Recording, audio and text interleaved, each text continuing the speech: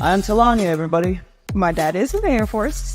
The Valkyries of Arcadia. What do we got for beverages today? Okay, so vodka is very extremely disgusting to me. All right.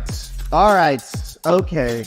We're going to go ahead and recreate all that magic tonight. Really like the Grinch with the ooh, ha. Talanya is one of my favorite people. So I'm excited about that. I keep waiting for the invite to the big show. Because I like energy. I love energy. I like having. Nice to meet you, Rock Talanya. Okay, great.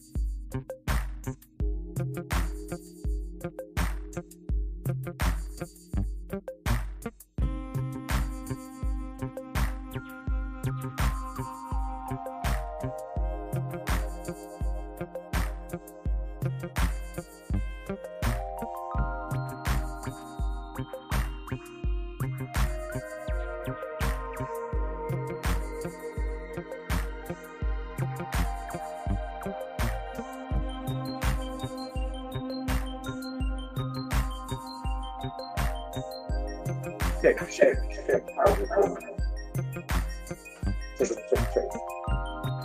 Look at that sound here. Okay, kids. Just doing this on the cuff. Always on the cuff. See? That's how it is today. That's how it always is. But you know what? That's entrepreneurial spirit. It's kind of like gonna be an entrepreneur. You have to have the mindset. It just can't matter whatever you got to work with. It's about getting it done. And if you get it done, then you're gonna survive. If you survive, that means you have a chance to go, which is the name of the game. So, without further ado, who do we got? Can't hear you. Can you hear me now? Amazing. Bum. Let's see here.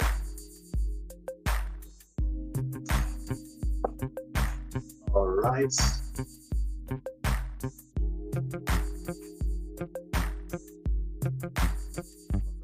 Okay, kids, what's going on? Hi, can you hear me? We have sound today. Got sound. Let's see. I see. Who do we got here? We got Nikki. I see. Hi, Nikki. How you doing?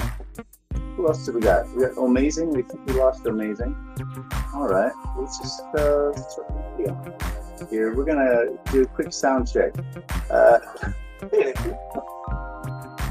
Hi. Can you hear me? I was laying down and I saw your Make message. sure at least somebody can hear me. I can't hear me.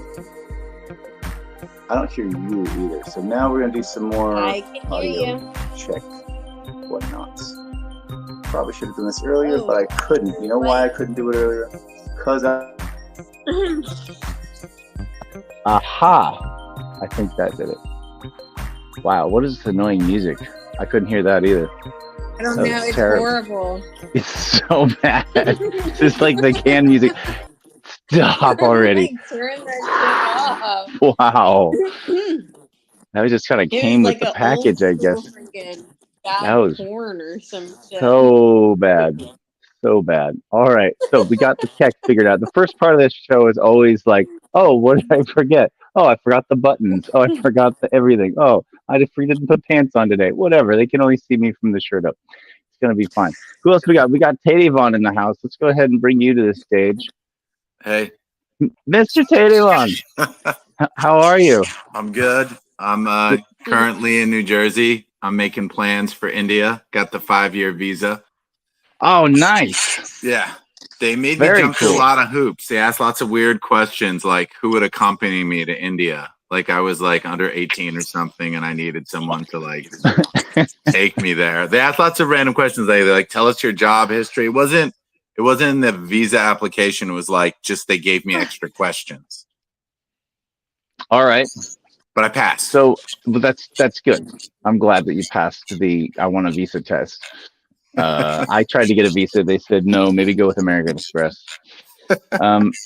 So let me go ahead and kick this show off. You guys hang tight for a second. I'm going to kick off the official show. And then actually, hold on. I think I can do this. My cohort's not here today, so I'm doing hosting and show running at the same time. So it's like this. Plus, I also didn't prepare and don't have any content. But this is episode 30 of Celebrating Unpreparedness. I've done 30 unprepared shows, and I think I've got a perfect track record. So it's not nothing. It's not nothing. But let's see here. Let's see. Let's see. Okay, ladies, and I'm just gonna push through this. We're just gonna do this, but we're not gonna do the background music because oh my god, I didn't know that was playing. I couldn't hear it. It's so bad. It's like if I was being punished for something, I would imagine that that's the music they would play in the background of my punishment. Just this constant wanky vamp that never goes anywhere, never commits to anything, and never stops. Okay, ladies and gentlemen, the Media Cafe by Mixed Deity presents Takeover Tuesday live. That's right. And this week we have with us Nikki, we have with us Tadevon, we have with us myself, and whoever might happen to stumble through here. It's like when you're walking down the street and you trip and you fall into a store and swipe your credit card and get a mocha. That's how people end up on this show. It's the same thing, but like in a virtual sense. Okay, let's see here. So today we're going to be doing a couple of different things. I don't know if maybe we can coax Tadevon to do the pitch gauntlet. You've always got all kinds of crazy ideas, and that's always fun. So we might be doing that in a bit. We've got Nikki, who is Nikki. We're going to learn a little bit more about Nikki's whole deal, what Nikki's all about. And then there's me, and then I think Amazing was on here a little earlier, but I don't know if we're going to get him back or not.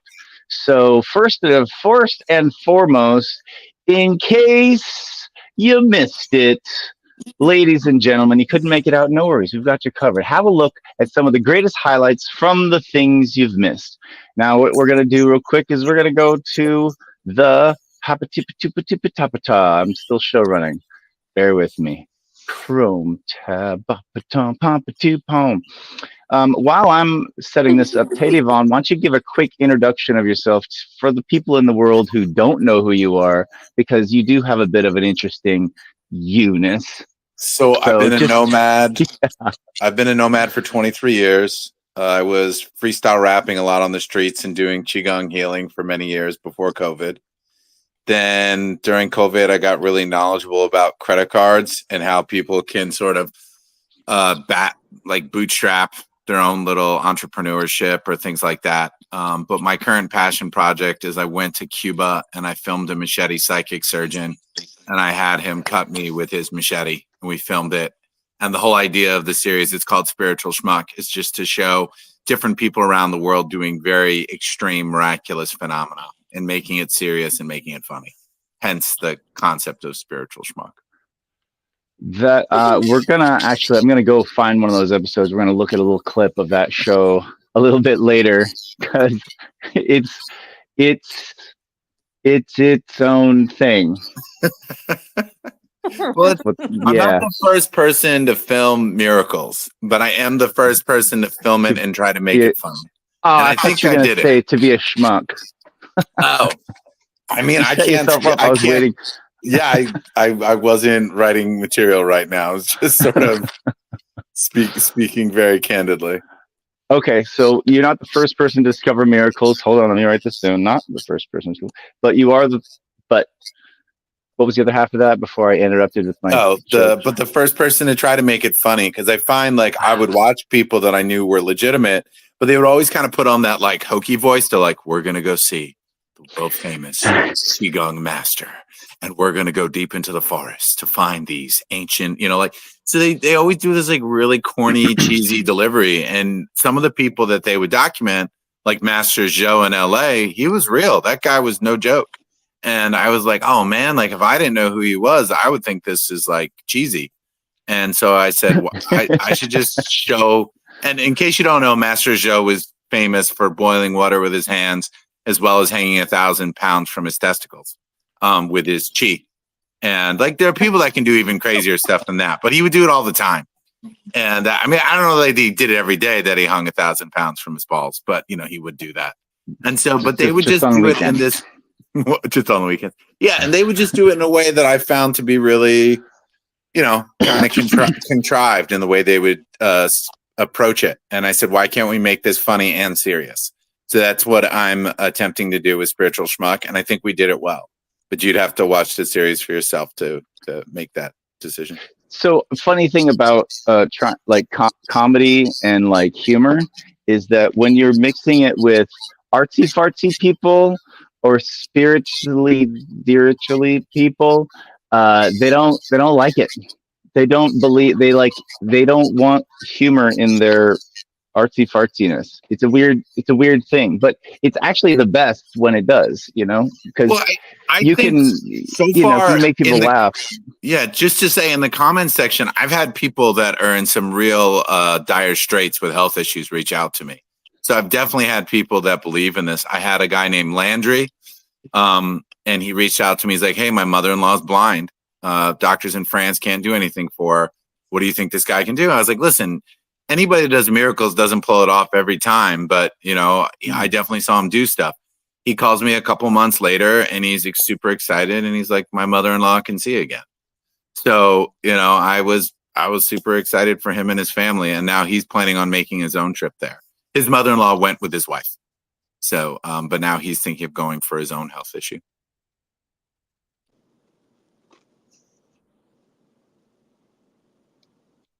What happened? There's no sound. Why is there no sound? There's sound. Yeah, we just can't hear him. Oh, we can hear each other. Yeah. Hi. Do you make content too? Is that your main thing, or you're more music, or?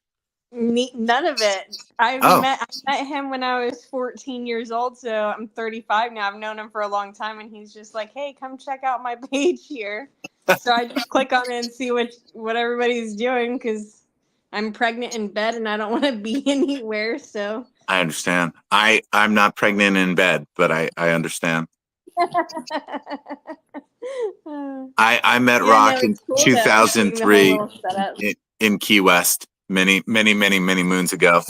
Yeah. And I met him around the time just after Oh, Fantasy. you're still talking. Yes, Okay, we're still cool. talking. We just can't hear you. Wait, you can't hear me? Yeah, Now you're back. Now we can hear just you. responded to me. Yeah, we heard you. So we came. All right. You're on the show, you like it or not. You sons of bitches. Okay. Yeah. So first thing I do when I get rich is hire somebody to do all my emailing and like button pushing for me. It's like number But one. you only have to make it to like middle class before you can hire overseas assistants. I don't do it, but the amount of people I know that are doing that now, it's kind of astounding. Probably like on the high end of the poor spectrum, you could probably afford that. Yeah, One day. I think it's like $4 to $5 an hour. Yeah, but they're over there though. I need them here pushing buttons. I need to see them go, see that fucking button over there? That's a different. Push that button. I do That's a different ball game. Switches and knobs. I don't do buttons. Got it. Okay. There's a difference. So you were just yeah. But I'm going to disagree with you, Rock. I think there are a lot of spiritual people that appreciate the comedy that I'm bringing to Spiritual Schmuck while still being into the phenomena. I think that actual people do, but I think that people who are in the business of spirituality generally don't. Well, if they're in the business of spirituality, because I don't view spirituality as something that should be a business, I think that's different. But based on people that are reaching out to me that want to fly to Cuba to see this guy, clearly these aren't like regular people that are willing to get on a plane and go see a dude with a machete and a hook and a hammer that are willing to get anywhere. I don't think it's the geography that matters on that one, Dave. Well, you know, the machete balls part. Machete balls part was just for me. Not everyone gets the machete in their balls. You know, some people get a hook in their eye, or they get the machete in their head. So there's lots of other options. Can you send me a link to an episode that you want us to grab a little sample from? I mean, I guess episode 1, I want people to start from the beginning. I don't want it to be in medias rex. Okay. Let's do a I'm going to find this real quick. If you wait, to the other person in the room, what's your name again? Nikki, if there's any interest, particular questions you have about machete psychic surgery or psychic surgery in general, or hanging 1,000 pounds from someone's testicles, you just let me know. I want you to feel like you just chime in. I don't want you to feel like you're left out of this conversation. It's niche. And that's the other thing that I realized. So after we made all this effort filming this, I was like, damn, it was so much effort. And then you have to put so much more effort to get it out there. And because nobody talks about psychic surgery or machete psychic surgery, it's not the hot topic. I was like, man, I should have just interviewed people about being abducted by aliens. And then I wouldn't have to show anything. I wouldn't have to show anything. Literally, I show machetes, I show blood, I show it's intense, right? We have to censor it, but I didn't get that far. There is some blood. There is blood dripping from the scrotum. That definitely happens. Not a ton of blood, but YouTube won't let me show it all. Even if it's a documentary, they won't let me show it all. But you can show boobs on YouTube, just no scrotum. Pro boobs, anti scrotum. That's basically what I've discovered. All right, I've got one of your episodes queued up here. I'm just going to show a clip of it. It's just 60 seconds, just to whet people's appetites. Because I want them to see you in your natural habitat, as it were. So this is. I don't always get machete psychic surgery. That's not my go-to thing. It's not I've got my retina's attached. Where's that machete at? Let me get surgery on this. I mean, whatever's off. A LASIK. I attempted machete psychic surgery on a cat. Turns out you need to know what you're doing. Go to jail for that, you know. No, I'm joking. No animals were harmed. I didn't do it. I know what's a reach, and that was a reach. All right. Yeah. Okay, you guys ready for a moment of this? Mhm. All right. And I have a follow up after because I have an issue with your title, but we'll talk. You never guess the places that I've been. 'Cause everything is like a dream, yeah, but only in that dream that I live in. There was an article in a newspaper about a machete-wielding psychic surgeon in Havana, Cuba, who was drinking 2 to 3 bottles a day of rum, smoking a massive amount of cigarettes as part of his spiritual practice. And I just thought, I gotta check this out. So I grabbed my buddy Al, and he grabbed his buddy Marvin, and away we went. What we ended up getting there was way more than we bargained. You've got a problem with your testicles, and if you want to have children, he's got to fix it. Never gonna come down from 'cause everything looks better from above. Nothing's ever as it seems, yeah, except in that world that I dream of.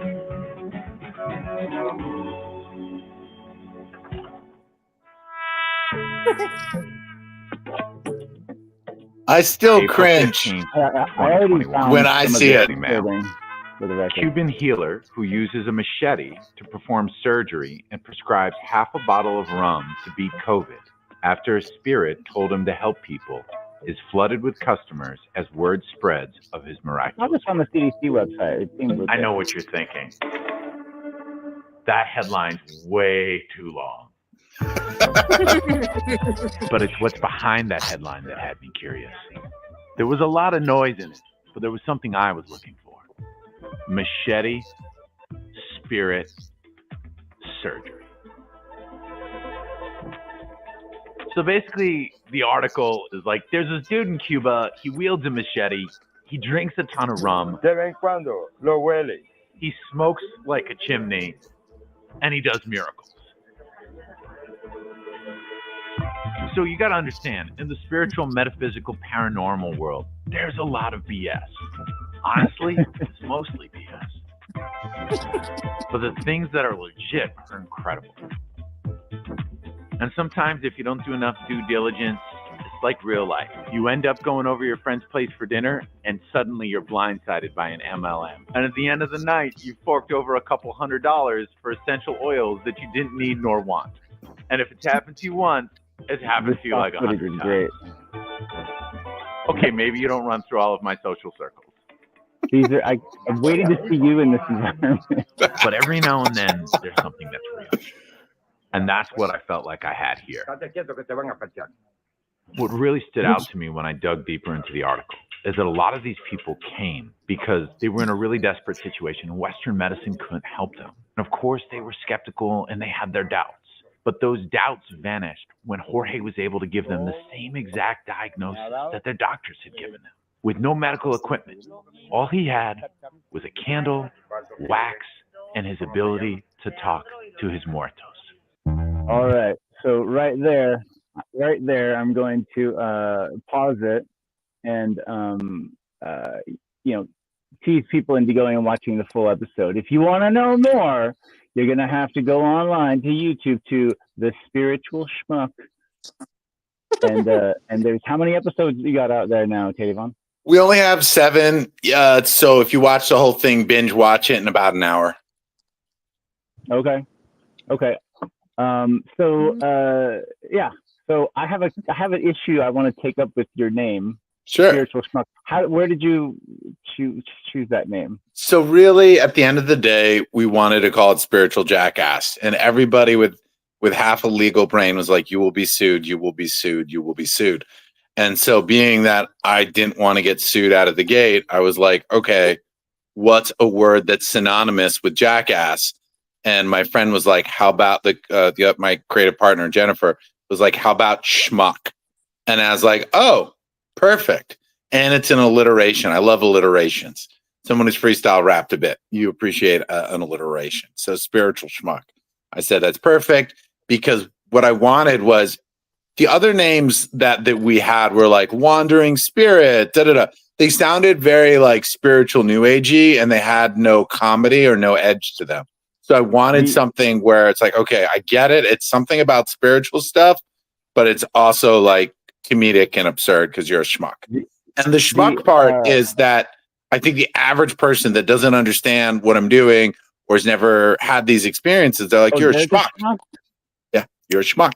Because you were the schmuck. I'm the schmuck. You're like a by proxy schmuck. What do you mean by proxy? You're all schmucking together. The schmuck for schmuck. Oh well, yeah, they're joining me. So we didn't call it. we considered spiritual schmucks, but the reason why we didn't do schmucks was because I didn't want them to think I was calling anyone that we were filming a schmuck. I'm the schmuck. I'm the spiritual schmuck. And hence, like, so this being is the issue Jewish. that I had with the title is that it seems like a rebrand of a nickname that we've all been calling you for. Slacker Prophet. Ever. Yeah, no, I understand. And I think Slacker Prophet's lovely and all. I think you got the comedy half, and then you got Prophet because it's the thing. But I understand, like, from a technical standpoint, but it really did seem like when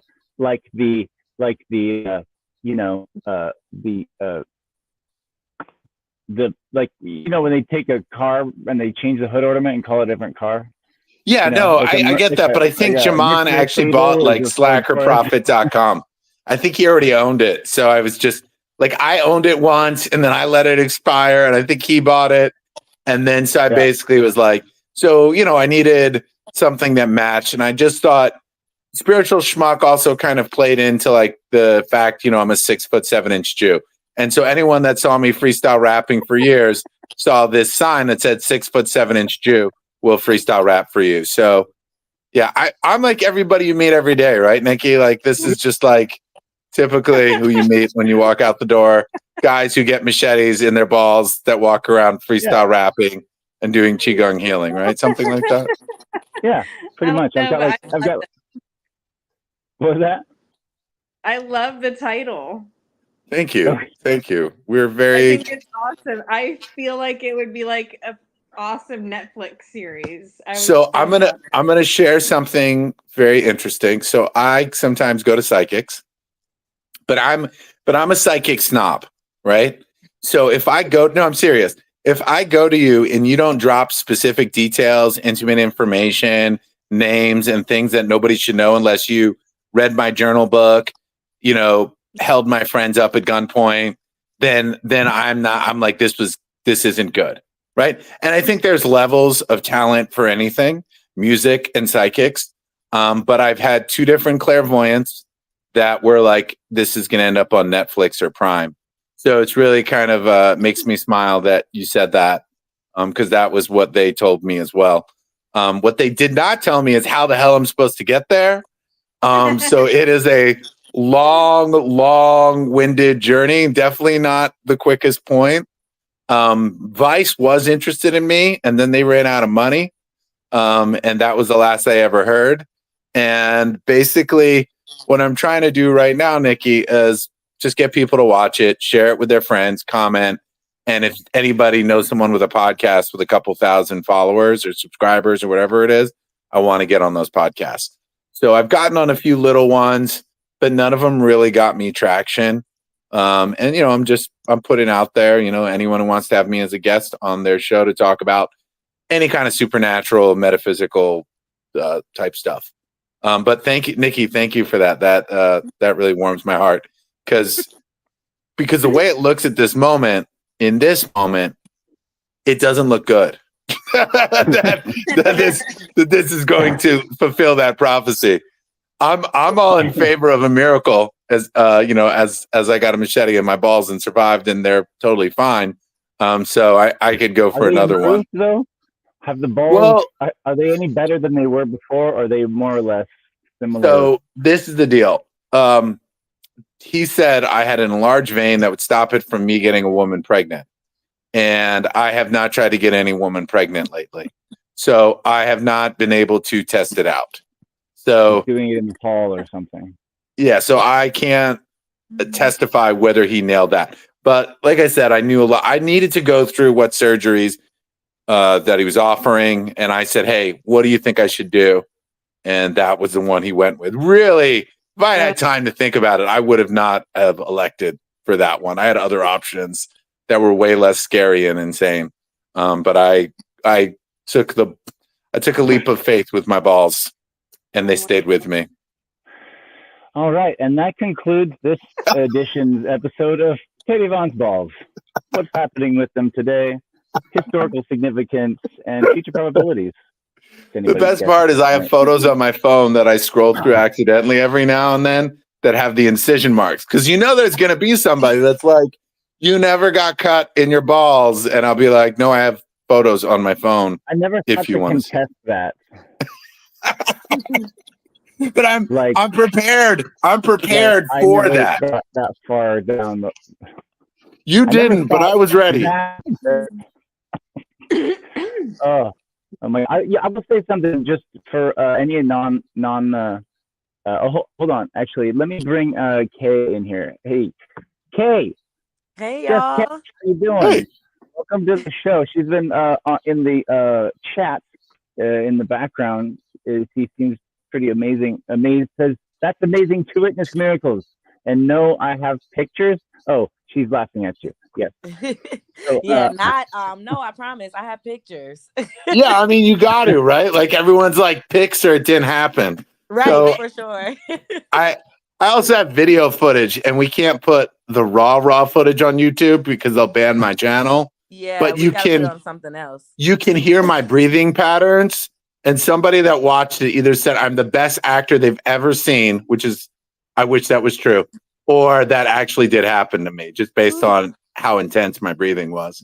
And I so said, you're no, telling me that there's not like an OnlyFans account somewhere where I can see the unedited? Right, exactly. You gotta have it. Well, we will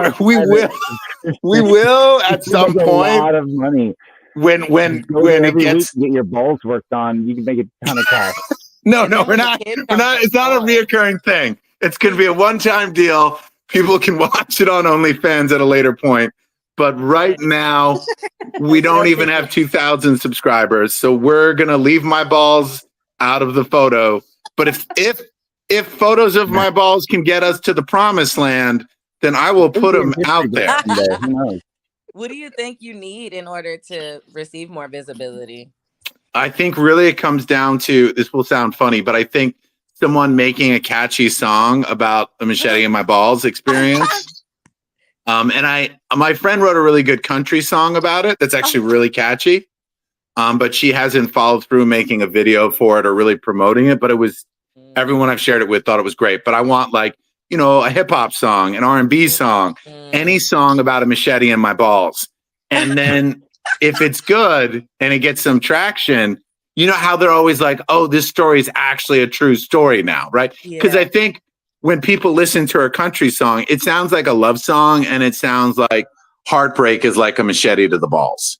Oh. And that's what it sounds like. But if it gets a little traction and people are like, wait, this is actually real. It's not just a metaphor. To the balls. Yeah. I think that's one thing I'd really like. What about the other half of the planet that for the people who don't even have balls? Well, I mean, I still think everyone understands that a machete to balls is like, even when you showed the footage now, right? And I had it done to me, I still have a knee jerk, like I cringe when I see it happen again. I'm like, oh, whoa. Like I pushed that moment away and I've moved on with my life. But when I see it again, it freaks me out. 1 to 10, how painful was it?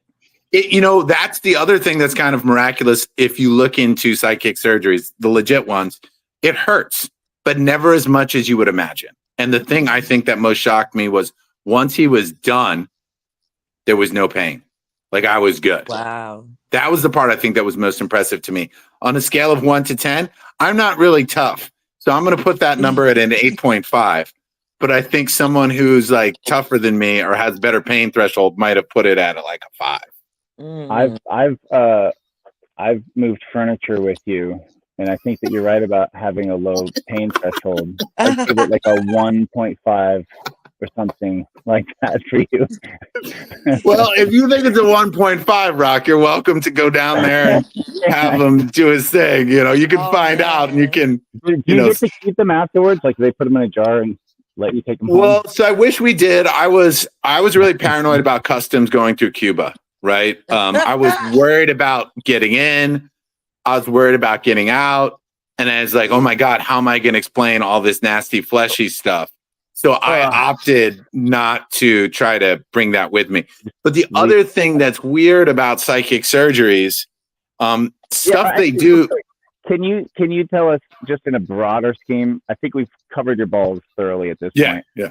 In a broader scheme, psychic surgery, what are some other examples of the difference between surgery versus psychic surgery? Like, can you define that a little more clearly? Yeah, so a lot of them, I'll give you an example of someone in Brazil in the 60s. They called him El Rigio, and his nickname was the surgeon of the rusty knife. Or in Mexico, you had a Mexican woman named La Pachita. And La Pachita was really famous. But basically, they'll like take this knife, jam it in your eye, and start scraping stuff off your eyeball. And that's not just because there's something wrong with your eye. They'll do that for like cancer or something else going on. So what we're watching happen on this physical level and what's happening on an energetic level don't always sync up. Does that make sense? I mean, I understand the knife in the eye doesn't typically seem like it's going towards the issue. Yes, but it can also be towards the issue. So the reason why my scrotum is he told me I had an enlarged vein that would make it so I couldn't get a woman pregnant. And being that he's a Cuban man and I don't have kids yet, he feels like that's a big thing you got to do in life. So, I mean, maybe his spirits told him to do it. Maybe it was a cultural thing. I was just kind of caught up in the moment and didn't get a chance to ask him that question. But it does sometimes directly relate to the thing. And sometimes it's, especially when they're doing stuff, scraping on the eyes or going up the nose to get to something else. Like it's not always a direct correlation. So what is the spiritual thing in your case that you had done? Like, I understand the physical part of it, but what spiritually was being done, would you say? No, I think what he's doing is, I use the term spiritual in a sense because, well, he doesn't know what he's doing when he's just conscious. Like when he's like regular, like he has no idea what to do to anybody. He doesn't know. And then he goes into his trance after some rum and smoking, ingesting of his cigarette. Well, he doesn't inhale his cigarettes. He just seems to blow it out. Then the spirits, his muertos, as he calls them, are like, hey, this is what you got to do. So they tell him. Is this kind of like a kind of a shaman type of vibe, but from a different perspective? Yeah. Somebody could see him in the genre of a curandero or a shaman. But yeah, the spirits tell him what to do. And the guy in Brazil that I mentioned earlier, El Rodrigo, surgeon of the rusty knife, he was apparently possessed by a guy named Dr. Fritz. But him as his regular self, his regular person, does not know how to do these things. And that's actually quite common with this psychic surgery stuff. Where you might have things that you don't know how to do or you know how to do, but if you get into an altered state like they get into, they'll either talk to you directly or they'll take you over and you'll be able to do it. That's pretty wild. Yeah, that's pretty wild, my friends. I will say I've known this Takeover character for quite a while, and a lot of the stuff that comes out of his mouth, I always have to like weigh it. Everything that Takeover says, I'm like, meh, or and that's what I do with everybody though. But I will say that to your credit, for the spectrum of what people choose to, and obviously, not everybody's going to jump on the bandwagon with you on this one. Totally. The spectrum of like where the rubber meets the road, where, art meets humanity, where spirituality meets practice, that intersection. I will say that you have done some Reiki, Qigong energy work on me in the past. And it wasn't anything that I had really given much credit or thought to as being a quote real thing. And I remember you used to do it on my pinky because the pinky had been partially severed, and I remember feeling some like heat or something. I'm like, okay, that's interesting, but it seemed to have an effect. But then I remember one time you did like an energy thing where you put your hands one to my back and one to my chest, and they're about 6 inches away from my body. And like, I'm not sure what you did, but like, there was no denying, like my body temperature spiked immediately. Like there was no way to pretend that I couldn't feel a shit ton of energy pumping through my body. So like, and I, of course, I'm not, I don't exist as any kind of authority in the spiritual or metaphysical realm whatsoever. But I can't deny like when it manifests physically. And like you definitively, anybody who's worked with you knows that like when you do Reiki on somebody, like they can feel it. You can feel it for sure. And you've always been, I think, really,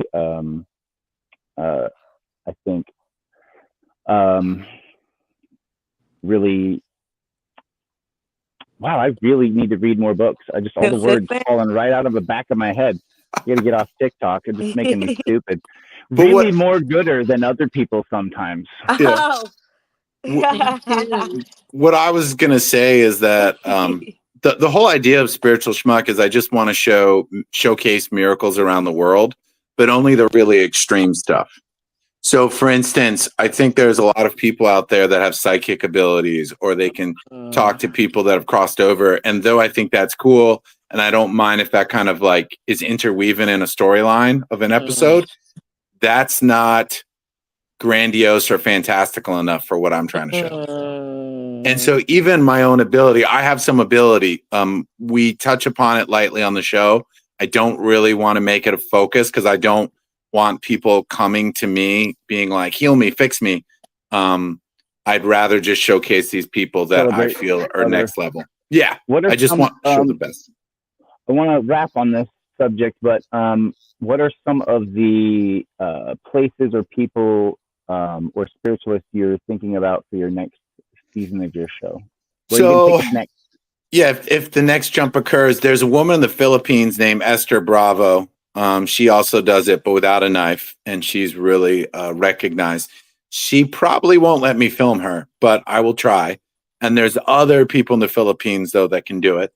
There's some people in Brazil. There's a woman called the Cotton Lady, and you bring her balls of cotton, and she will pull out crazy things sometimes if someone's done any, negative, what is referred to as black magic on somebody. She will remove that. How do you find out about them? I think part of it is I'm just so dialed into this stuff, and then so people, it's part of my identity, right? So people are always just dropping comments as well. They're letting me know. I'm always keeping my eyes peeled. I do go online and I'll watch stuff of other people. And sometimes within that, they'll sort of mention someone else and you're kind of, okay, so there's this other person. I think that's a factor in it. And what I really want to do is I just want people to know that nobody has a monopoly on miracles, regardless of religion, regardless of race, regardless of socioeconomic status. It's just some people have it, and they have it in such a way that it's like, whoa. And I feel that I'm trying to show the people that have the, what I consider the whoa, but it's also, there's something kind of visually that shows up on camera. And eventually I want to, once I build some credibility with my audience, I want to show some other stuff that might be a little harder to show on camera.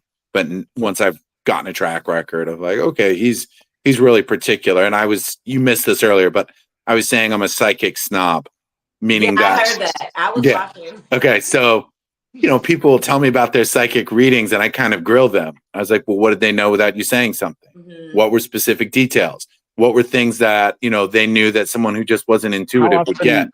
How often do you out somebody for being a fake, or at least decide somebody's like, just, because I know you're looking for these types of people all the time. So you must find that, people who are posers or frauds. Yeah, I just skim over it real quick. Like I'm looking for the sugar in the sand. So I'm ignoring all the sand. I don't care. I want to find that sugar. And so for me, exposing the fakes to the phonies isn't really a goal of mine. I feel there's enough people out there to do that. But I mean, I'm trying how to do you find the approach it when things. you discover them naturally? Because that would happen, I would think. Well, I think in my series for the show, ideally before we go to see anyone, I've done enough kind of research that I think there's a 90% plus probability that they're the real deal. But the one kind of thing that I can't always account for is sometimes somebody has a gift and they lose their gift. And so that's something that can happen. And so that would kind of probably be, if I ever went to someone that wasn't the real deal, because I'm doing research and I'm interviewing people and getting, information, it would probably be that type of scenario. I remember once I saw a guy that was a pretty well-known psychic, and I wouldn't say by any means that he was a fraud, but he wasn't as good as he used to be. And I was like, he's okay, but he didn't live up to his legendary status for me. But, he was a nice guy, and I felt like he used to be a lot more talented. This episode so interesting to me, even to get the invite today, right? It's so interesting because I pray. So I believe in God, not necessarily a specific religion or anything like that, but I believe in God. And so I was reading the Bible today into going to sleep. But in the middle of reading, I'll be like, all right, stop. Hey, God, listen, like, I know you're here, but listen, hear me out. And one of the things that I said today is, they were seeing your work right in their faces. They were seeing your presence. They were witnessing crazy, angels coming from the sky and stuff. And so when you have these long time spans of 400 years where we're supposed to keep the word and keep people motivated, it's a lot longer than what it may seem to you. And I don't know, but these are my conversations with God, right? And I'm like, how are we supposed to be the part that stopped me and says, we're here to be the light, spread the word, et cetera, et cetera. How are we supposed to keep it cohesive across 400 years when we're not seeing the same miracles? So then to be called on this episode, and it's like, I went out of the country, saw this person who cut me with a machete in my balls. And I'm like, okay, bro. So I just want to say, Kay, so this is something to consider. I think miracles happen more in settings where people are more inward. Mm-hmm. So when you're being distracted all the time or eating all the time, and not even like, I just mean like distraction eating, like the fact that we can eat when we're not hungry and we can get food easily and we can get sugar and we can get fat. That was something that we used to not be able to do. Yeah. So we're taking so much energy and it's going towards just breaking down processed foods and different things. So I think our energy is getting utilized and caught up in other stuff. And I guess the deeper aspect of what I want to do with the show is encourage people to awaken to their own abilities. Yeah. And I feel that these abilities are there, but you need to quiet the mind and, just be open. And sometimes you'll be guided to do things like maybe a really long fast or extended time of silence and prayer and meditation. So actually the Filipino woman I mentioned, Esther Bravo, is very Christian. I think she's Catholic Christian, but she's very much, that's her thing. And they all dress up in white and she does what she does. So, and then some of the Catholics have stigmata, so I want to, nobody gets left out. If there's someone who's doing a miracle and they trust me enough, or not even that they always trust me, that they want to be filmed. Because once you get filmed doing this, the amount of scrutiny that you undergo. I mean, I have a few videos on TikTok that have gone a little bit viral, like, a couple million views. Mm-hmm. Man, the amount of people just coming for me in the comment section. I can't imagine if you're actually the vessel for this. And then it creates this whole other thing. And I've talked to friends about this. If you're known for doing miracles, big miracles, the expectation is you should do it every time. And if you don't, you're a fraud. Mm-hmm. So it's this thing where, like, ultimately I'd like to create possibilities for scientists and researchers to study this, but that's down the line. right now, my angle is make it funny, show it, and those that are drawn will go. Yeah. And most people will just laugh and keep it moving. Yeah. But a few people will dig deeper, and that's fine. I don't expect most people to believe in this, nor truthfully do I want them to. If people knew what the guy in Cuba could do, the amount of people going there would overwhelm them and they wouldn't be able to handle it. Yeah. He's one person, he's great, but he's just one guy. Yeah. So I feel that that's another part. I can see you on Netflix for sure. But I think that you just have to, along with the music and the songs, keep showing clips. The trailer that we were just watching, I was here. I'm like, yeah. Well, we've been doing that on TikTok. That's kind of what I've discovered is TikTok's kind of been the best way, but TikTok inconsistently bans my videos with no heads up. And then the same video they'll let go through. So there's, a lot of things that I can't control. I like to advise everyone, have your own website and keep your content. So even that OnlyFans that we talked about, right? that should be a different sort of subscription. Yeah, and no, now you can get into the real, gory things. Yeah. The OnlyFans thing would really come about that this got a lot bigger than it is. Yeah. But you have that sector of extra things for your supporters, but use the social media to run ads, really. Or if you're not going to run ads, just put out those clips, because we know that we're battling the overseer with those things, especially when it comes to spirituality and things. You get too real, this goes against what we're taught here. Yeah. So we won't be able to promote everything that we're talking about, and we don't really want to because of the possibility of negative attention. But we can show these things. It just has to be, short clips, quick commercials, and the people who it's meant for, like you said, they're gonna be drawn in. Like, where do I get this? And then you'll raise that money. And if Netflix doesn't get it first, baby, you got it. Thank you. I appreciate that. I would say the thing that I've noticed too is that people have told me, going into what you were saying, and you make some really great points. Just that, actually, it was Jorge. We talked to him himself, and he basically was. We went in 2022, and he was basically like, "I invite all the doctors. I invite them all to come," but he's like, "It's too late," and I'm almost. He's like, "I'll be done soonish." He had more spirits that worked with him, and they all kind of graduate. I guess that's how it seems to work. And I've heard this idea before. They're here to help people, and then they go on. Right. And so he's getting towards the end of his role as this type of medium of sorts, to use a more expansive term, more open-ended. And it's interesting because I think the other thing that I deal with my series is I think there are people that can do miracles, and they are what might be considered from a more of a Christian Judeo type context as a saint, where they have no desires, they have no fears. And then I think there's other people that are they're almost regular, except they can be a vessel for miracles. And so universal. I think we witness more miracles than what we give credit for. Yes. Yes, I agree. But so what I'm trying to do with this show is, in a culture and a world where people aren't open to this, I'm trying to show the loudest ones. Yeah. Right? Where you watch it and you see it and you're like, wait, what? And so that's, the head scratching ones is what I want to achieve.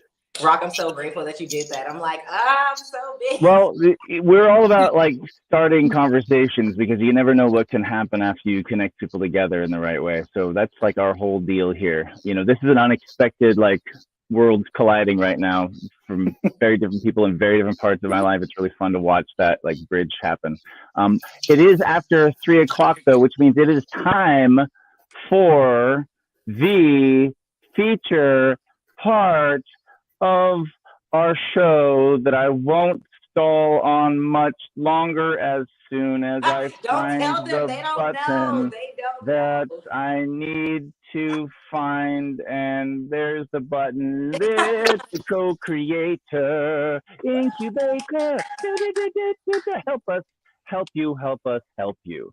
That's right, ladies and gentlemen. It is time for the co-creator incubator. What's the co-creator incubator, you say? Pray tell, what is it? What is it, say you? Say I, say we? So you. Well, I'm glad you asked.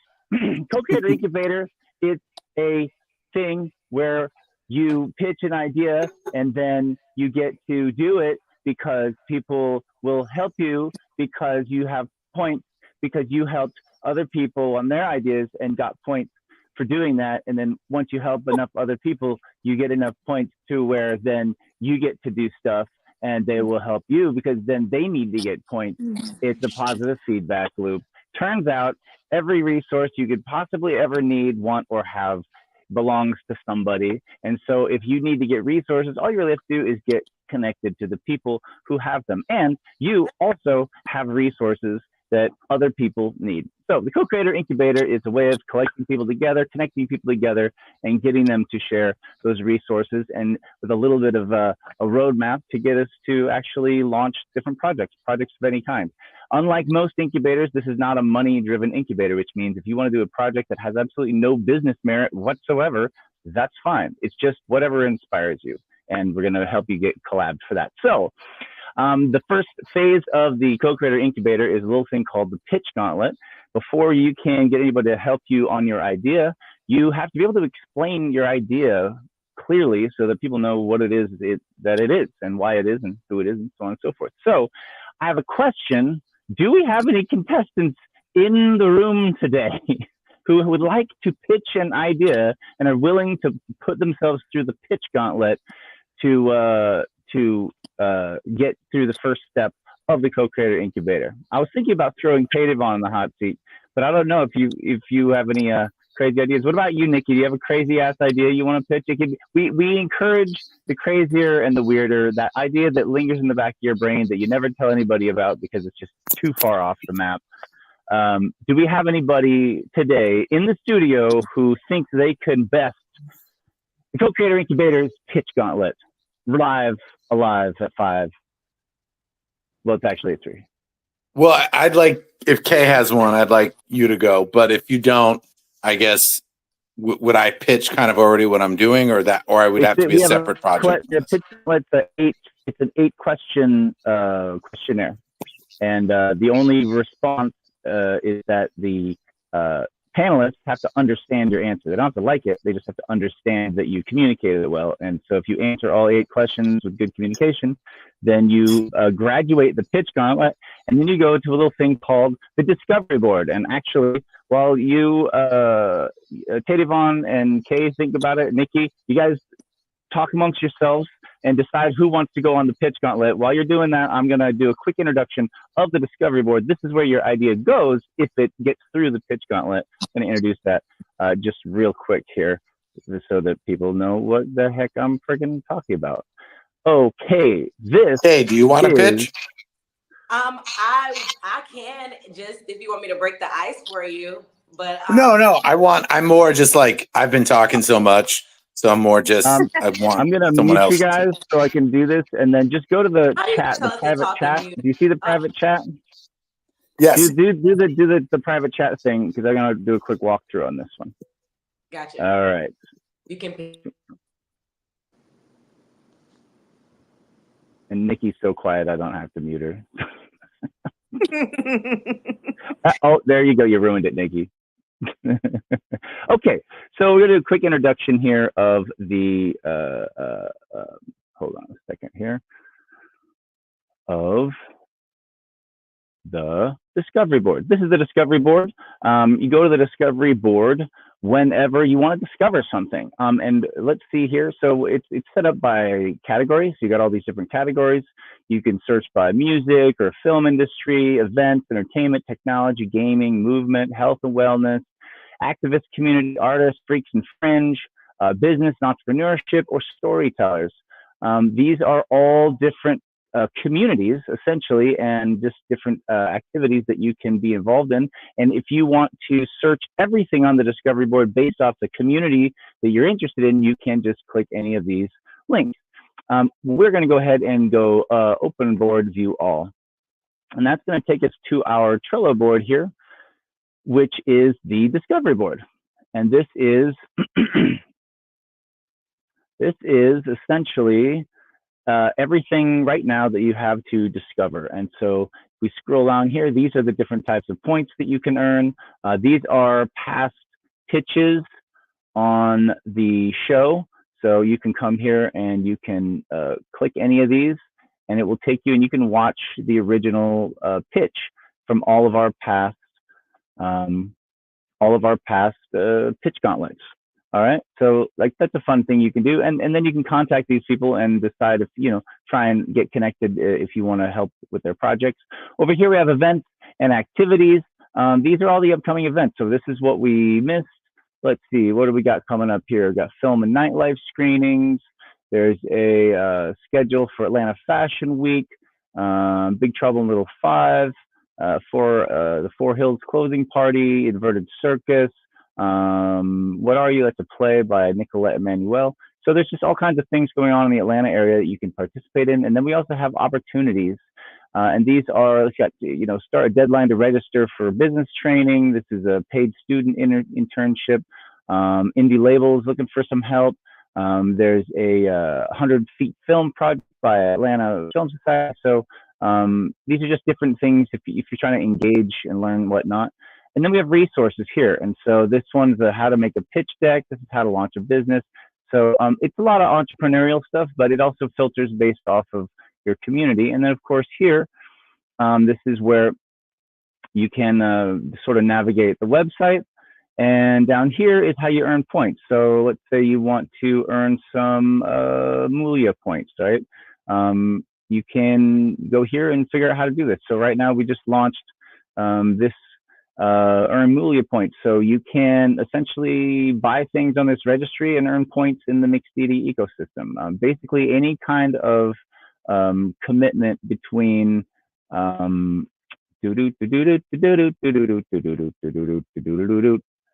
let's see here. There we go. Any kind of commitment of time or money or network. Here you can invite friends and you can earn Kazoku points. Anyway, there's all this stuff you can discover in the discovery board on mixed-DD.com. And this is where the pitch is going to go today if it graduates the pitch gauntlet. And so without any further ado on that, have we decided who our pitcher is going to be? Is it going to be you, Tadevon? I'll pitch, but Kay said she couldn't hear.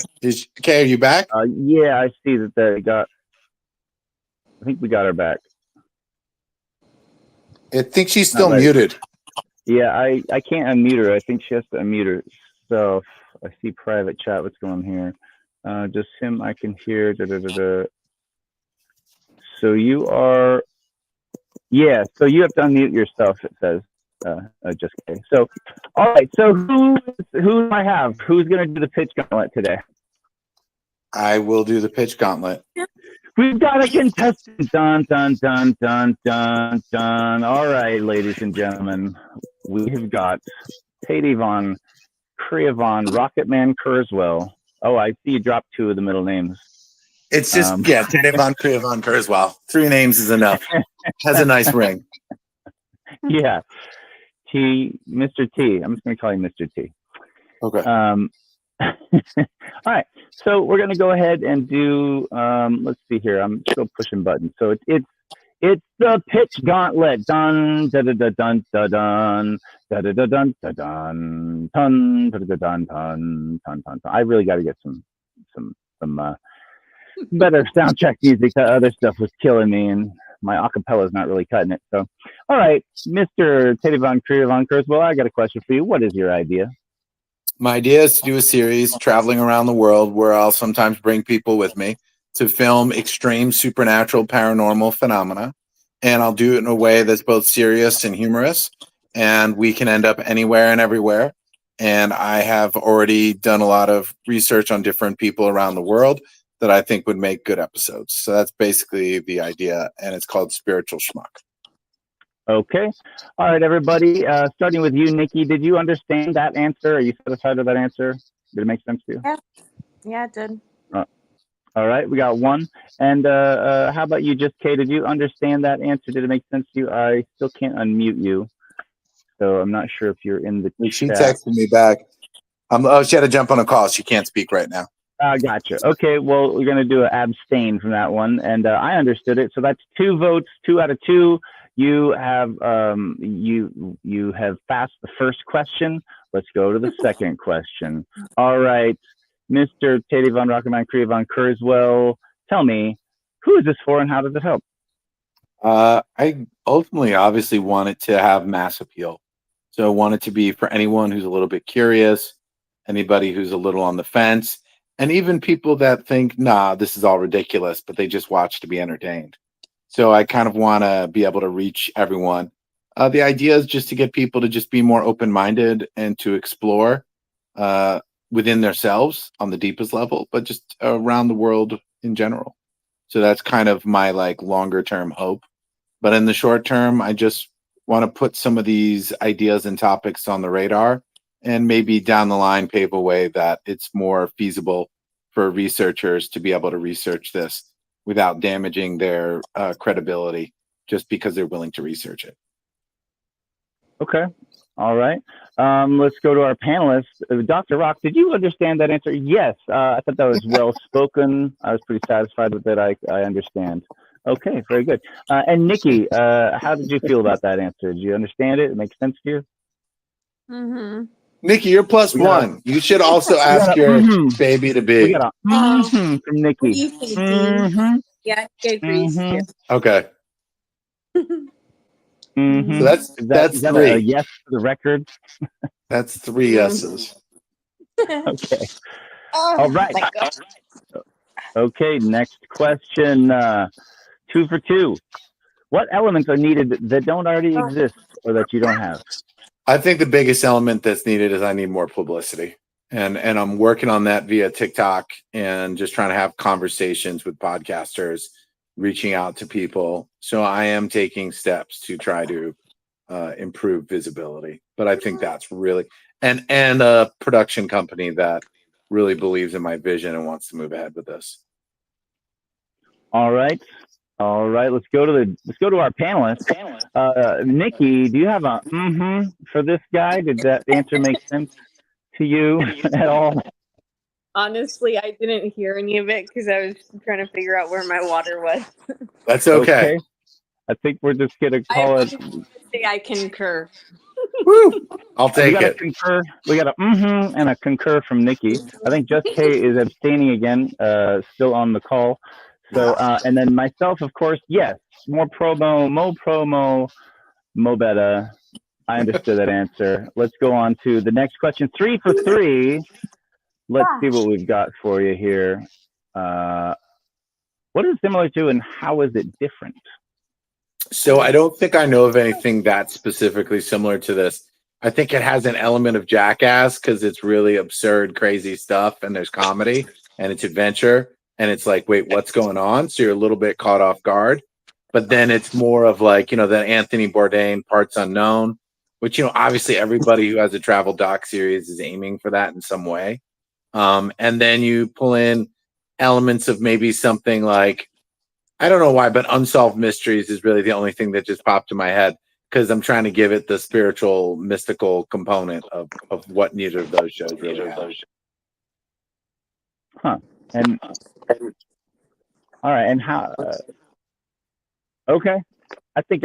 What do you think about that, Nikki? Did you understand that answer? Did it make sense to you?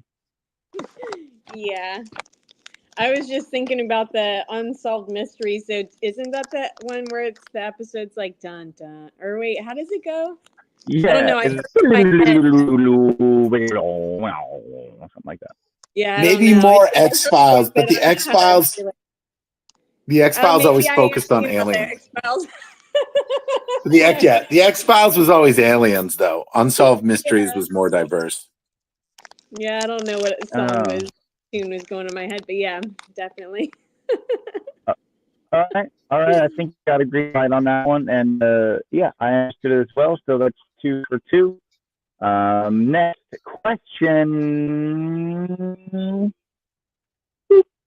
What's your ideas relationship to money? We definitely need some, but I think more than more than we're looking for money. I'm looking. Answer ever. We're looking Please, for yeah. kind of expertise in the realm of publicity and a production company. So I think more than I'm looking for money right now, I'm looking for some other people that expert in publicizing and production company to come forward. All right. Nikki, were you satisfied with that answer? I agree with the answer. I think it was. But you wouldn't see it. Was that? I agree. But you had more to add. What else did you have to add? Remember, because I just put chocolate in my mouth. All right. And I have to say, I actually am not satisfied with that answer. It does Okay. not. What else? Just What else do you needing want? money is not. Well, it's the relationship to money is like, okay, what if it makes a bunch of money? Where does that money go? Is it a nonprofit, a for-profit, or the No, it's a people, for-profit show, which is why I what mentioned is production company and stuff like that. So it would be is it a a like subscription? Is it paid by commercials? Like money has a way of influencing and affecting everything. And so if you have an idea and you put money next to it, depending on what the relationship is to the idea, it could change or even sometimes pervert the idea in all kinds of unforeseen ways, depending on what the relationship is. So trying to understand what the relationship to money is in a much broader yeah, I know. spectrum. I want this to be a series and get picked up by Netflix as both Kay and Nikki had said. So that's the goal. It is a profit series. That is definitely the aim. But I don't want anyone coming on board and being like, no, don't film that miraculous person. I don't want anyone trying to stop me from filming the miracles I want to film. Okay. All right. I'm going to go ahead and move on to the next question. What is your role in the idea? The writer, the talent, producer. Hi. I guess. Hello. Welcome. Oh, thank you. Director, perhaps.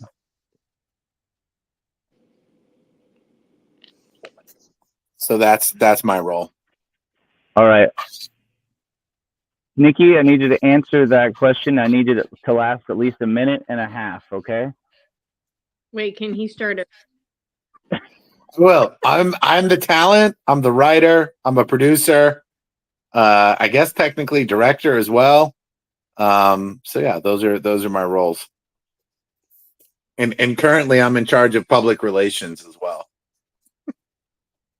Okay. So I think he just had to go do something, so he put you on the spot. It's okay if you have nothing to say, Nikki. Don't feel obligated. I'm trying to think. Well, I hope after this call you binge watch the series when you get a moment and leave some comments. No, I'm definitely going to watch it. Amazing. And I already have people in mind that I'm going to send it to. Oh, thank you so much. That helps so much. Appreciate it. And Yeah. I'm going to post it on my. Well, I don't do TikTok and stuff like that, but It's okay. I do have a Facebook. That's about Yeah, it. hey, wherever spiritual schmuck can show up, we're happy.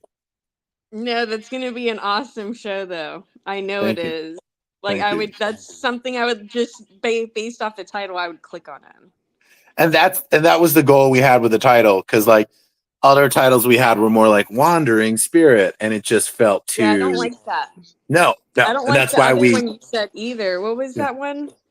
You said I somebody think bought it? Spiritual Jackass.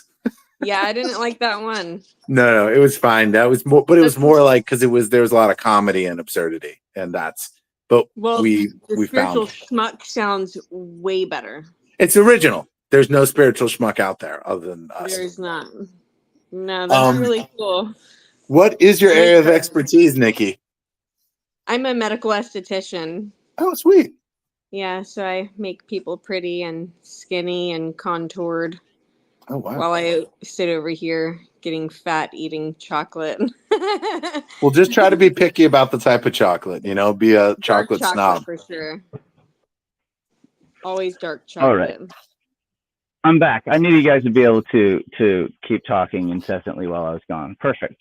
Good job. Well, all you had to say is just, break and y'all talk about whatever, and I would have been fine. I was like, I told her, I was like, Rock's just stalling, so just whatever you want to speak about. I was supposed to meet somebody in a half an hour, but apparently it was right now. So that's done. Let's go ahead and finish the pitch gauntlet. What is your role in the idea? Did we ever answer that? I did. yes. Okay, cool. What was the answer? Producer, talent, writer, publicist, The everything director. role. I gotcha. Okay, the everything role. Fair enough. All right, and I understand that. So 7 out of 7, and 6 out of 6.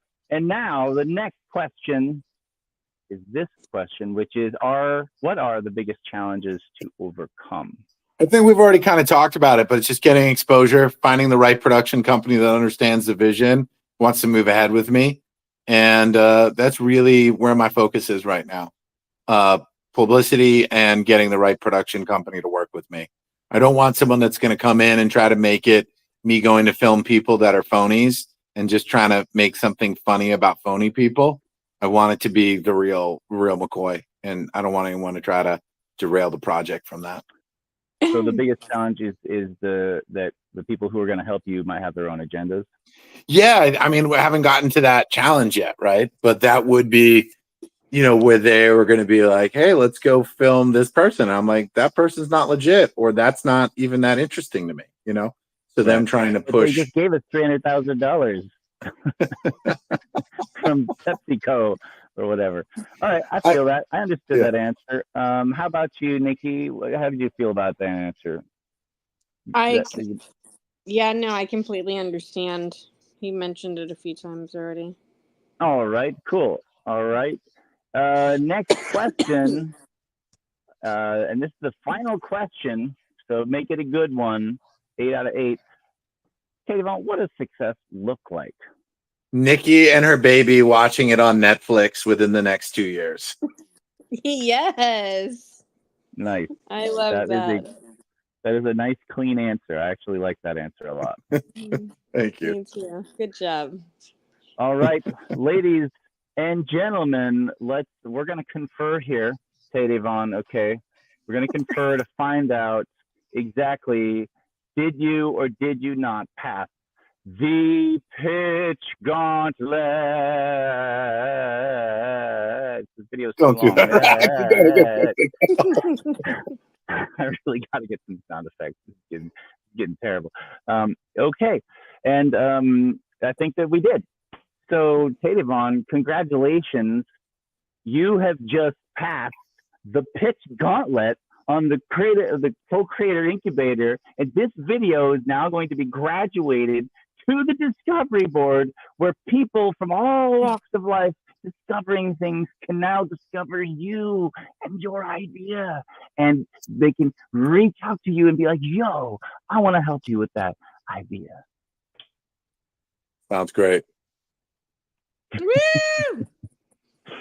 And if you decide you want to activate it inside the Mixed Deity Co-Creator Incubator, all you have to do is earn points by helping other people in the community, and then we can activate the idea and pull in all of our resources to push you across the finish line. And just go to mixdeity.com and do the check-in thing to make it go. And the website should explain the rest. Anyway, you get the idea. So this is pretty much the show. This is the show with me doing all the button pushing, which again, I'm more of a levers, knobs, and dials kind of guy, but I'll do buttons when I have to. And now it's just pretty much just a free for all to whatever, however, whoever. So I want Nikki's the target audience. Are there any questions you have, or any, anything you want to know, or anything you're curious about, or do you feel I've done a good job of kind of laying everything out? You did a really good job. I was wondering, the whole machete thing, is that just for would that be for pain too? Yeah, I mean, I saw people there with really bad pain. So I'm in episode 5, we interview this guy, and you can tell he's just like a tough, salt of the earth Cuban guy. And he said he had a level 10 pain all the time, and now it's gone. And I can't remember specifically what it was again, but he's not the type of person to, I imagine, any way, shape, or form exaggerate his physical pain. And that Where got did they taken care cut of. him?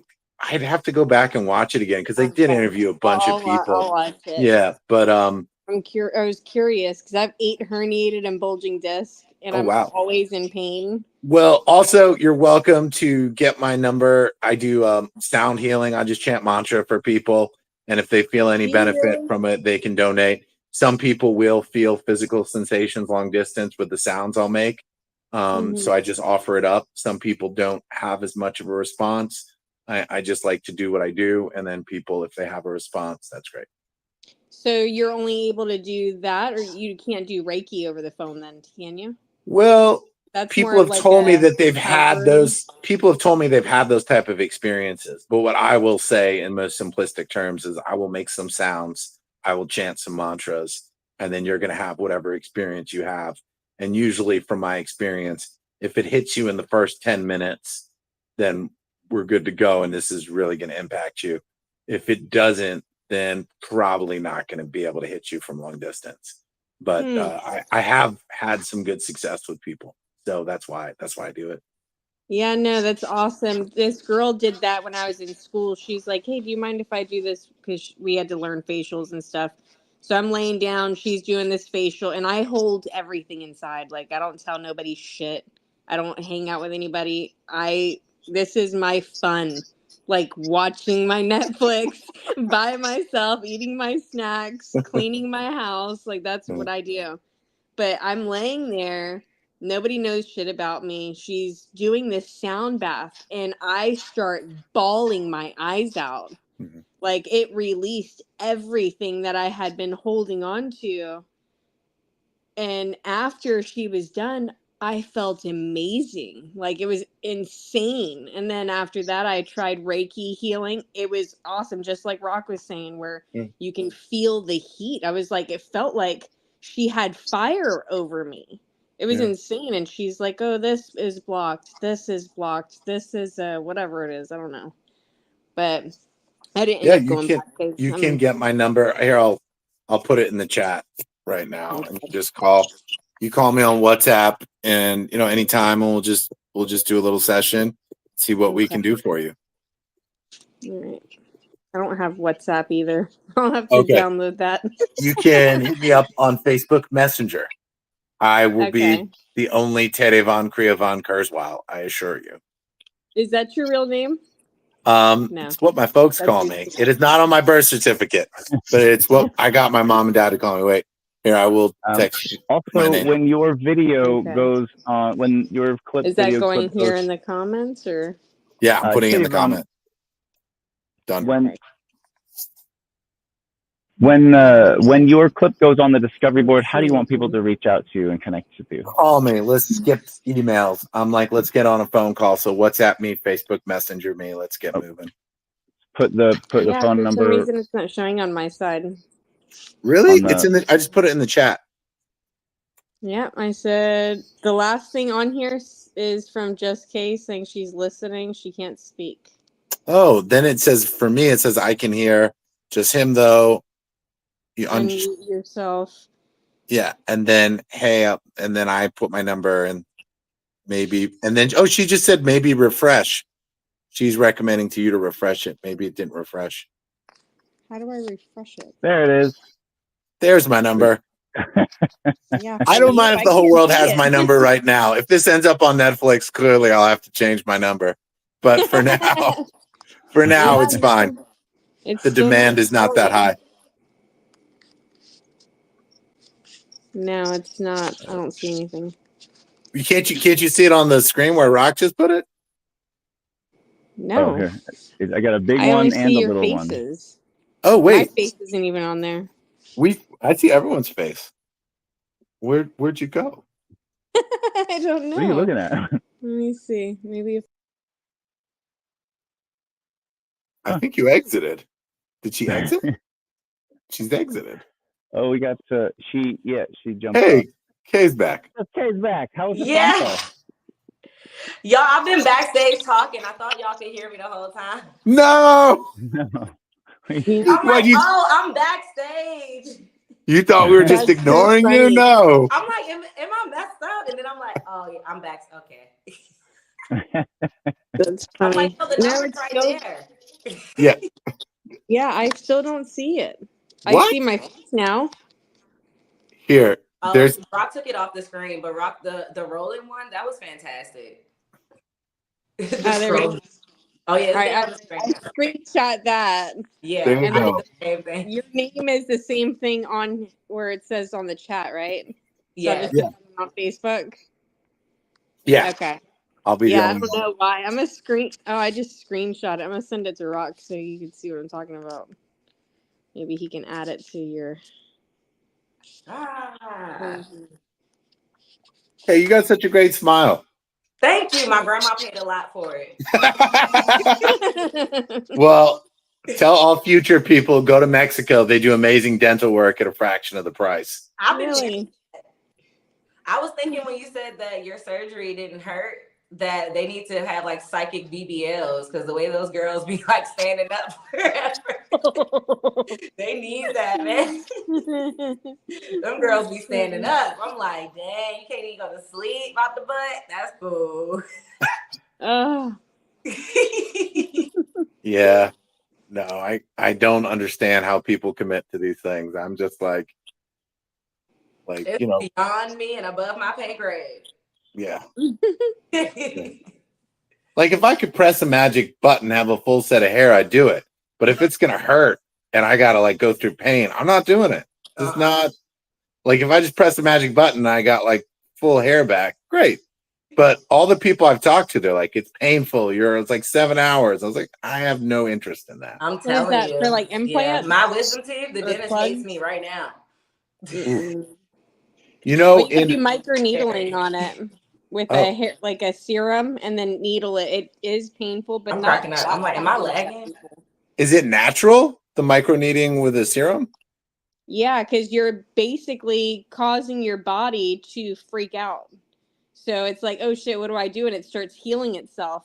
But the serum, if you use a hair growing serum, it just like, I guess, I don't know how exactly it works, but it works. I mean, I'm open to naturally regrowing hair. Apparently, it's gone now, but apparently there was a famous cow in South America that would lick bald people's heads and they would grow hair. I heard of that. Yeah, I met a guy when I was in Austin, Texas. I think it was in Colombia, and he was Colombian. And I was like, wait, is that cow still around? He's like, I don't know. I was like, oh, that would be such a good episode. I'd shave my head before I went. And we'd have this cow lick my head. I mean, that's one where I'm willing not to do as much research just to take a swing. Right? You just gotta go, you gotta go see that one through. But the question is, who's the guy who found that out? I don't know. This was a Colombian guy. He was bald, and his family was like, "Hey, we've got a solution for you." Hey, this cow, bro. Yeah, exactly. But that's the thing, you know, in the realm that I deal with, there's so much stuff that turns out not to be true or legit. But, you know, some of it is, and that's kind of what so the other episode that I would want to do, there's a thing in India, it's called a nadi leaf reading. And you give your thumbprint and they tell you everything. Health issues, family dynamics, what's going on. They knew about my name changes. They knew everything up to date. They go into your future and then they give you remedies of how you can improve things and change certain things. So certain mantras or places or certain types of service work in the world that would really help you in your particular challenge. That's cool. Yeah, no, they got real specific with me. There was some stuff that they said towards the end that was very grandiose that I didn't really feel comfortable sharing. I was like, oh man, I just have a target on my back. I shared that. But but I feel like there was enough good stuff that I was comfortable sharing. And I was like, okay, we could have worked with that. So that might be something that we would do down the line. And I don't have to go anywhere. It's just a Zoom call from India.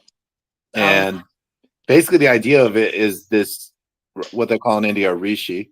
So a wise yogi knew thousands and thousands of years in the future, you would show up to ask about your life. And I've heard it described as, you know, they talk about time doesn't exist. So basically, like, you're here now, and the Rishi realizes you want to know about your life now. That Rishi from thousands of years ago just goes into the minutia of your life. Mm. And I mean minutia. Like, it knew my mom's name, my dad's name, what their general work was, what their health challenges are. To speak to them?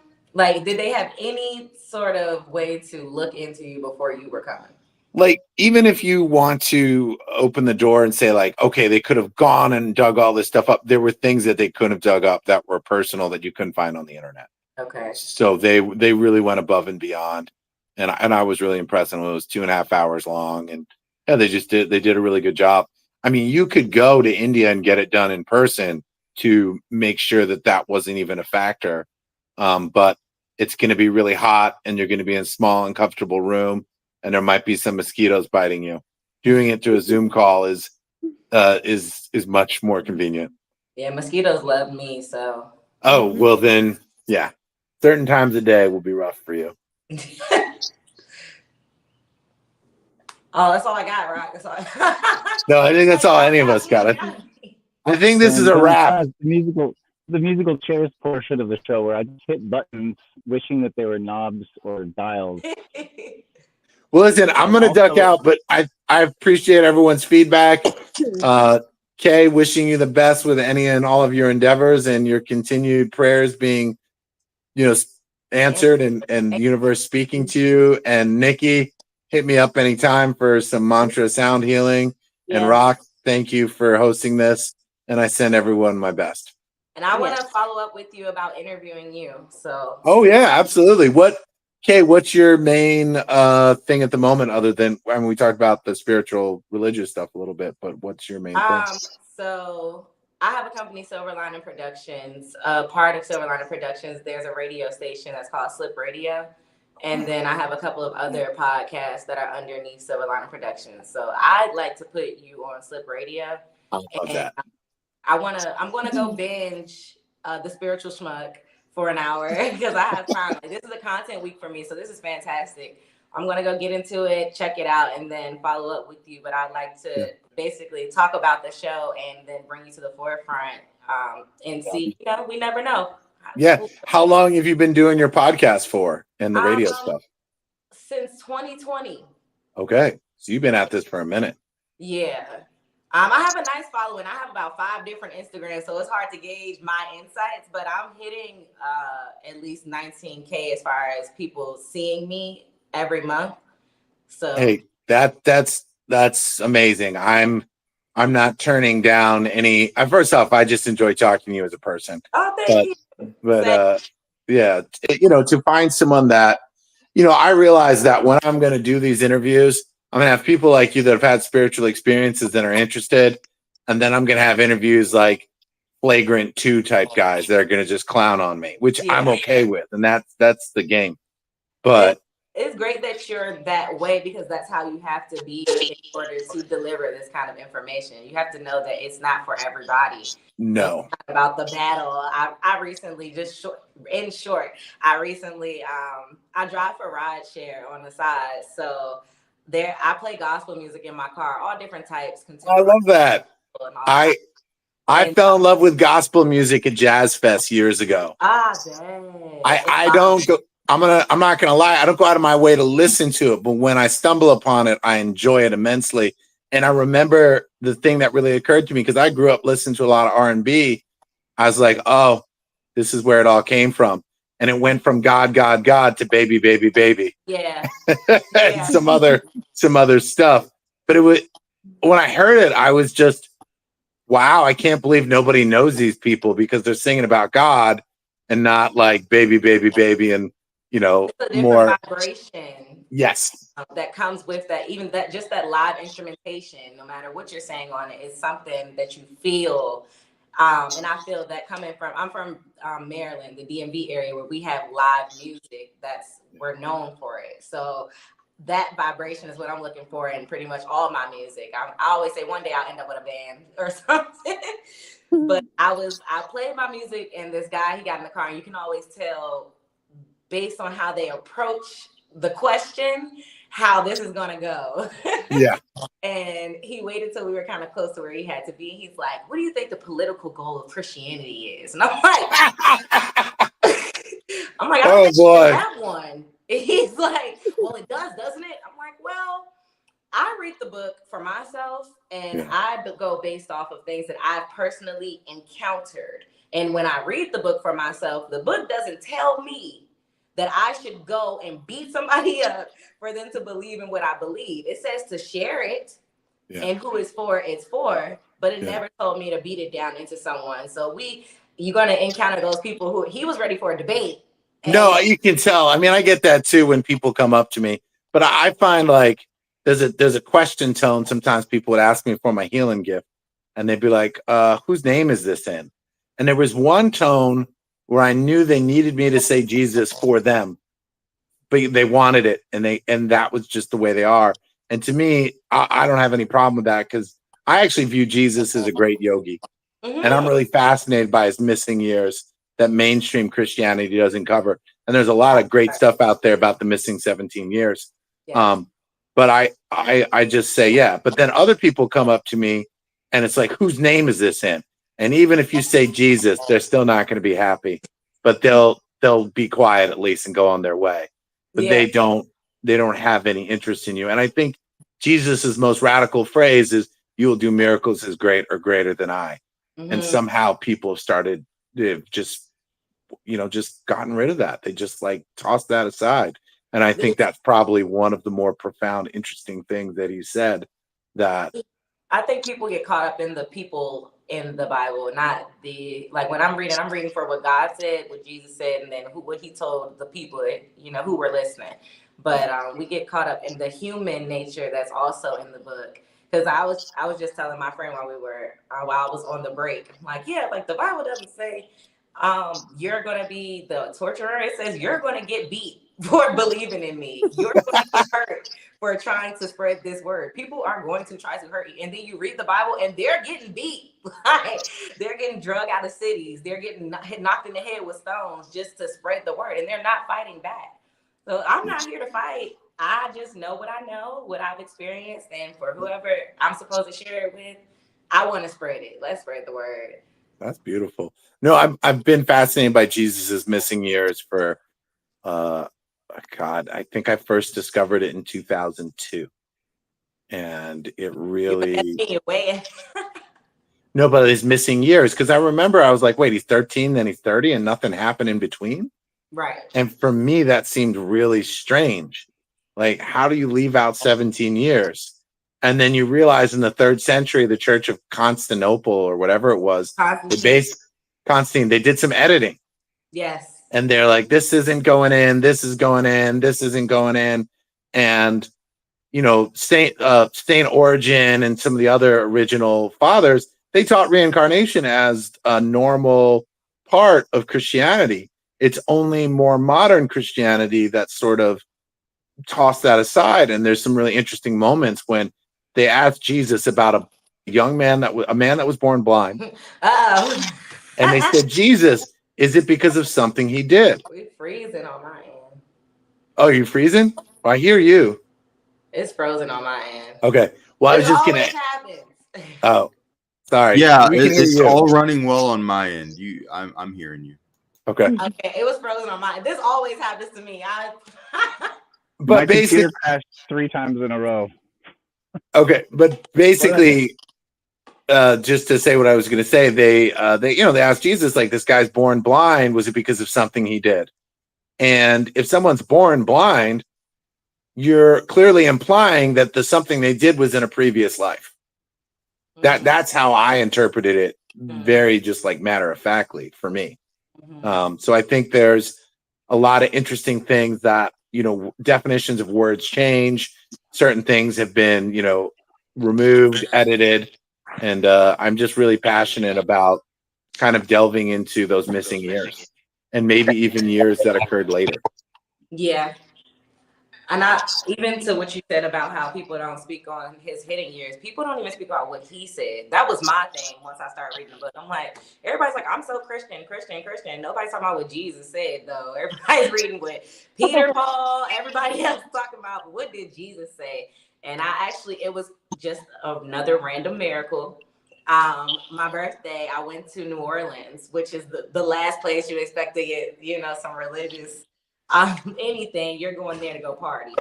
And I went to New Orleans, and the church, they were on Bourbon Street, and they were like just preaching and giving out this book. Hi. Giving out this book. And I had just asked the question, what did Jesus do? What did Jesus say? How did he preach? I had this book for a while. Like, I did not read it. I kept it on my dashboard. I was reading the Bible, but I wasn't reading this book. And later on, I wanted to further my reading from the Bible. So I'm like, well, let me see. I thought it was a little tiny Bible. I open it, and it says, The Life Teachings of Jesus of Nazareth. I'm like, all right. Like, again, everything I asked for gets put in my hand. And this book is literally Jesus's life, where he went, where he walked, who he spoke to, how they approached him. All of these things comprised into 6 chapters. I ordered 1,200 of them, 600 in English, 600 in Spanish, and I just go and I give them out. That's so great. But it was so good. It brought me in to understand Jesus as a person, not just what everybody else is saying. And understanding Jesus as a person, that's a real one right there. You ever see somebody go on a run? Nobody went on a run like Jesus, bro. Everybody's like, I'm about to lock him up. He's like, nah, not this time. The other thing I always think about is, people get all upset at Judas, but at the end of the day, Jesus knew that was going to go down. He could have left. He could have not brought Judas into the clique. Like he knew what was going to happen, and he was like, yeah, this has got to play out. There was a yogi I read about. I can't remember his name, but he's like, oh, so-and-so is going to shoot me in the back of the head on such and such day. And he just let himself get removed from the world that way. He knew, and he's like, oh, it's going to go down like that. And it did. Who am I to get in the way? Yeah. And it was fascinating to me, because how many of us can know that this is supposed to be our day and not try to interfere with it? Yeah. But I think there's a piece that with that understanding, right? Yes. If something tells you like this is going to happen, you're able to watch it, see it play out. It's like, all right, well, what else is going to happen? Let's go into it. And he knew the rest after that. Like, I think also he had a level of what I strive for, and I'm not there yet. And that, some of the yogic Buddhist traditions I'm around, supreme peace, a state where you never falter from peace. And I think a lot of people in the West doesn't think that's possible. They don't think it is. Yeah. And I don't think it is common, right? But I do believe that it does exist. And I believe that even if I don't get there, I'm sure as heck going to strive to, right? To get to that state that no matter what happens, my peace is not impacted, is not affected. I call it surrendering. Yeah, exactly. But I think a lot of people will say, oh, I've fully surrendered. And if they really examine their life, they haven't. They may have surrendered more than most people. They may have surrendered more than they used to. But complete surrender is a very difficult thing as long as you still think there's a you. Yeah. And you still have a sense of separation. It's very hard. Yeah. It's like, I want to control. Yes. They say if you want to see God laugh, tell him your plans. Yeah. I mean, I don't think there's a person. I always say nobody's ego wants to die. Correct. Everyone's ego is trying to hold on. And I think in the West, we think of ego as like some athlete, superstar, musician who thinks they're better than people. My thing of ego is you think there's a you, a separate you that's separate from everyone else. Mm-hmm. And for me, it's to dissolve that illusion of separateness. I may feel that way, but that isn't true. And that's my path in working on dissolving any sense of separateness. So I love platforms like Mixed Deity and the Co-Creator Incubator, where we can bring all different types of people from who knows where together to the forefront and have discussions about who knows what, and then it leads to stuff like this. I feel that your radio podcast thing is about to have this is what all the kids say now, the glow up. And I feel like that's coming for you, and it's coming soon, and you're about to meet some new people. nothing to do with me, but just they're going to come into your world, and you're pulling them in, and just continue to get deeper in your stillness, because in that stillness you become a more powerful, profound magnet. And the more deeply still that mind becomes, be still and know I am the Lord. To me, that is one of the most overlooked, underrated lines in the Bible. That part. Listen. What they do, they throw tomatoes. I'm like, roses. If I had a bouquet of flowers, I'd throw it at the screen. But no, I appreciate that and I received that. I'm excited. I really dig your perspectives and the way you're looking at things, and continue to just keep going deeper and keep looking inward. And guys, thank you all so much for being here. And I'm gonna finally get off here. Yeah. Right. Rock, nice to meet you. Bye. Pretty good. Yeah. Have a good one. Yeah. Thank you, Bye. Brooklyn. Yeah. Don't hesitate to reach out, Nikki, Yes, for I'm any healing. definitely gonna. Okay. And hit me up for when podcast time is. Okay. Yeah. Will do. Okay. Bye. Later. Are we all clocking out? That was pretty great. That was a journey. It's good to see you. When can we see you next? What's your next couple weeks look like? What's going on in your future? Me? Yeah. Who knows? I don't know. Honestly, that's the best possible answer. And if somebody were to ask me the same thing, I would give them a pretty similar answer. I got here late because I was doing some top secret work related to the election. But it's over now. I'm glad I was able to come back, and I was able to come back just in time to hear y'all kick a little knowledge. And it looks like y'all are talking about subjects that I just love talking about. One of my mentors, Peter Sage, did courses and classes and stuff like that. He worked for Tony Robbins for like 15 years, and I spent some time working with him, and that was just awesome. And we talked about those kind of subjects just all of the time. Do we have? Does Rock is Rock here? Will Rock have the ability to cut this thing off at the right moment? I hope so. I haven't seen Rock in a second.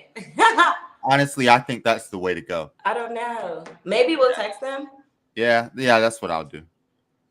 If you're watching this, we'll text Rock. We'll figure it out. Yeah. But if you're watching this, go do something else. Seriously. Or we're gonna leave. Yeah, we're out of here. It was great, and we'll see you when we see you. And it's just great seeing you. Same. Yeah. Excited. I love being here. See Y'all y'all have later. a fantastic week. Yeah. Yeah, let's have some fun. Let's keep it rolling. That's right. Later, y'all.